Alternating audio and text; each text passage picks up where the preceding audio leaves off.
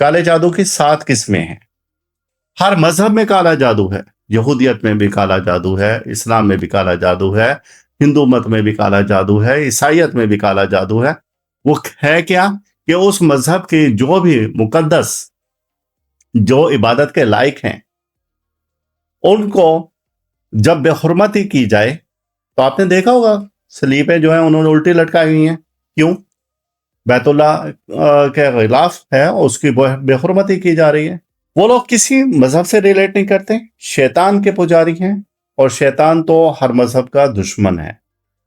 کہ وہ ہر مذہب یعنی شیطانی جو کام ہے، ظاہر سی بات ہے کہ وہ تو ہر الٹا کام وہ بتائے گا جس میں کہ اس مذہب کی بے حرمتی ہو، توہین ہو. یہی کالا جادو ہے.